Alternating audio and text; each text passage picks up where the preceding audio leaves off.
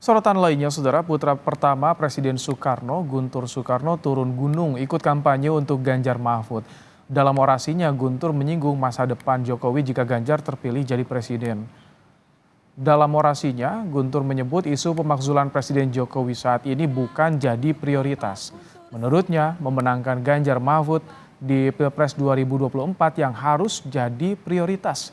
Guntur juga menyinggung masa depan Jokowi dalam orasinya ini.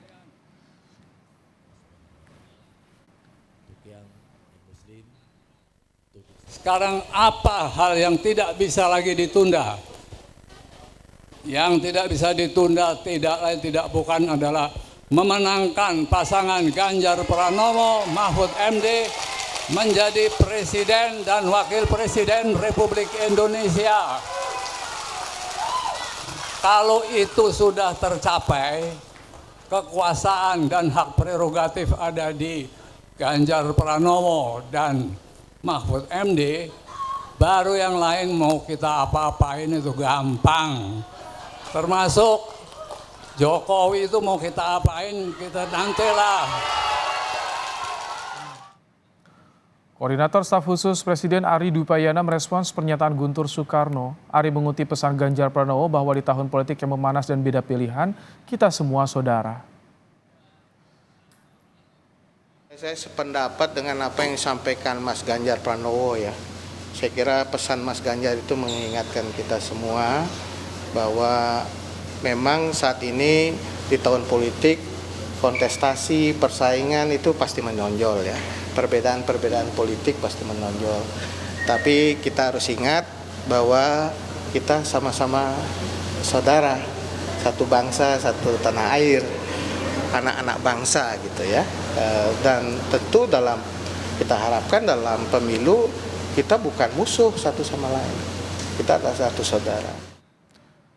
Soal untuk membahas soal makna dibalik orasi Guntur Soekarno yang menyinggung masa depan Jokowi jika Ganjar menang, kita sudah bersama dengan pengamat politik dari Universitas Diponegoro, Triyono Lukmantoro. Selamat petang, Patri. Selamat petang, Mas. Selamat Baik. petang. Patri, apa yang bisa Anda baca dari pernyataan Guntur Soekarno ini, Patri? Turun gunung ikut kampanyekan Ganjar Mahfud.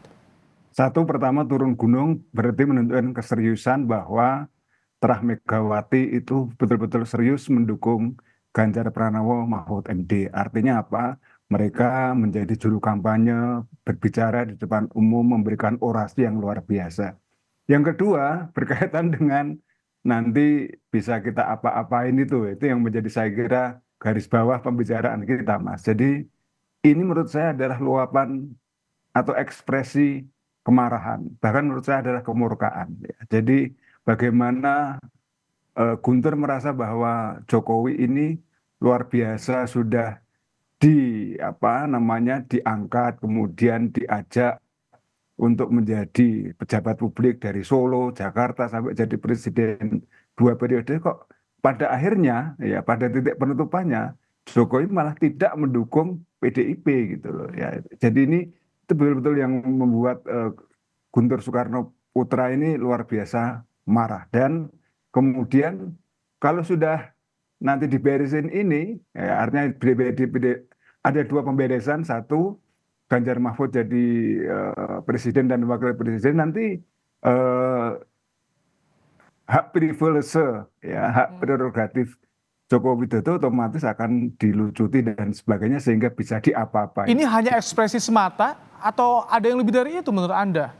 Iya, ini luapan kemarahan, murka kalau istilah saya ya. Jadi tingkat kemarahan yang paling tinggi, paling puncak itu adalah kemurkaan. Bahwa kemudian kata-katanya begitu keras, begitu bahkan cenderung mengancam ya Mas ya. Cenderung memberikan satu hardikan gitulah setidak-tidaknya. Tapi ini menurut saya Patri, menjadi hal kok ya. kok bisa seperti itu? Karena kita tahu di beberapa bulan lalu Pak Guntur pernah tulis di harian Kompas soal dia memuji Jokowi bahkan jadi kandidat ketua umum PDIP saat itu sebagai anak ideologis Bung Karno.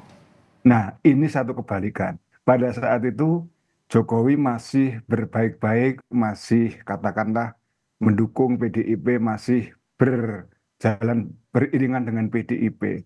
Nah, Guntur melihat bahwa Joko Widodo ini punya potensi yang besar Bahkan dia mengatakan ini anak ideologisnya Bung Karno karena Jokowi lah yang membuat program hilirisasi dan itu seperti yang dikehendaki oleh Bung Karno. Ingat ini bukan anak biologis tapi anak ideologis. Artinya apa?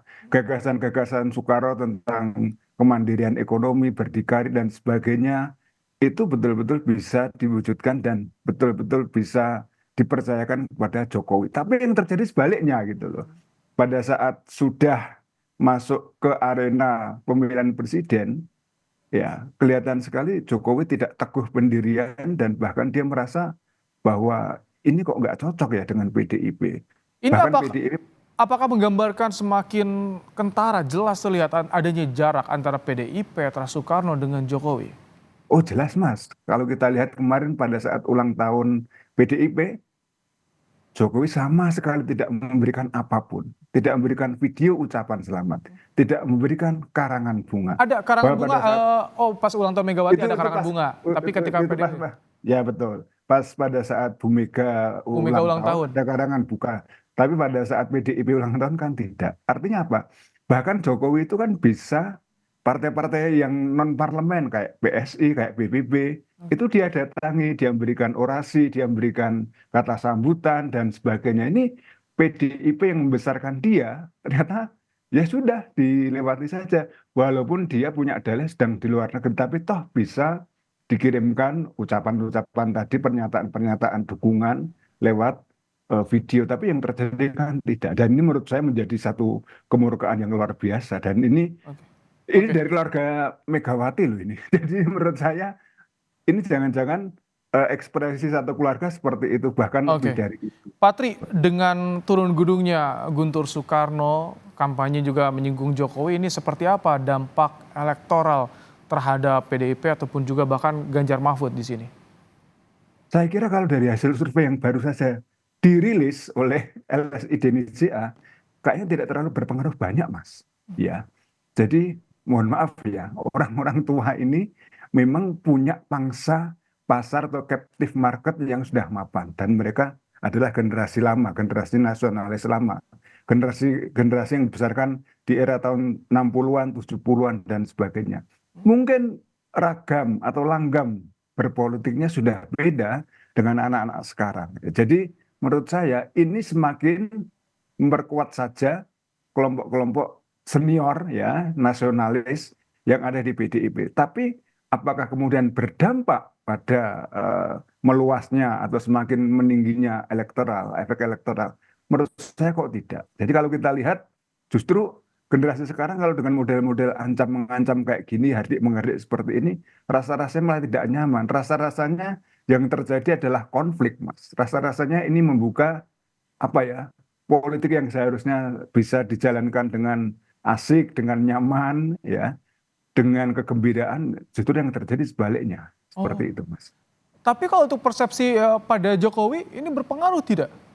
Oh iya, kalau persepsi pada Jokowi secara personal ya, Jokowi kan sudah dicap sebagai orang yang tidak loyal, orang yang apa mencela-mencele. Tapi sekali lagi, ini untuk captive market bagi para pemilih yang nasionalis lama istilah saya, nasionalis yang sudah sangat senior. Nah, sekarang apakah nilai-nilai nasionalisme itu masih ada di kalangan generasi muda? Mungkin masih ada, tapi bentuknya, ekspresinya, pernyataan-pernyataannya sangat berbeda sekali, Mas. Mungkin tidak akan seperti itu karena generasi muda sekarang, generasi entah itu namanya milenial atau generasi Z itu ya, Hmm. itu mengungkapkan nasionalisme bukan dengan cara-cara seperti ini atau kalau mengungkapkan permusuhan ya, tidak dengan cara-cara yang menunjukkan apa namanya luapan amarah dan sebagainya, Mas. Seperti itu. Kalau tadi Anda beranggapan ini justru bukan menguntungkan, bisa justru sebaliknya terhadap elektoral. Apakah harus ada klarifikasikah dari PD Perjuangan misalnya untuk seperti apa sebetulnya makna atau arah dari ucapan Guntur Soekarno ini? Atau bagaimana menurut Saya Anda? kira ya, saya kira sudah ada klarifikasi atau mungkin ya dari Pak Ganjar sendiri kan sudah menyatakan hal seperti itu dan menurut saya ya orang mungkin akan memaklumi bahwa ini adalah spontanitas ya, spontanitas dari rasa emosional yang luar biasa gitu. Dan menurut saya itu bisa kemudian nanti tidak lama kan tersembuhkan sendiri Mas dengan dengan berlalunya waktu. Dan saya kira mudah-mudahan hal-hal seperti ini, pernyataan-pernyataan yang terlalu keras, terlalu terbuka, eksplisit seperti ini bisa dikurangi atau bahkan dihilangkan, karena ini menjadi tidak nyaman bagi kita semua gitu. Dengan adanya peristiwa seperti ini, bagaimana menurut Anda, pandangan Anda soal kans adanya pertemuan antara Jokowi dengan Megawati? Apakah setelah hasil nanti pemilu selesai atau bagaimana menurut Anda, Pak Tri? Iya, semakin tertutup ya. Saya kira pada saat Jokowi mau mendekati Megawati itu sudah dipagari, sudah dicegah dulu ya. Bahkan kemudian Andi Wijayanto, salah seorang tokoh TKN ya, tim pemenangan nasional Ganjar Mahfud, itu sudah bilang Jokowi akan bisa bertemu dengan Ibu Mega kalau Ganjar sudah menang. Nah, kita buktikan apakah itu mungkin menang atau tidak mungkin dan sebagainya. Atau inilah tanda jangan sekali-kali membujuk Bu Mega. Oke, baik. Kami tangkap, terima kasih pandangannya. Mendukungmu lagi Pak Jokowi, karena kami sudah tahu betapa buruknya Anda. Ya, ya Mas. Terima kasih untuk insight-nya, Pak Triyono Lukmantoro, pengamat politik dari Universitas Diponegoro dalam program Kompas Petang sore hari ini.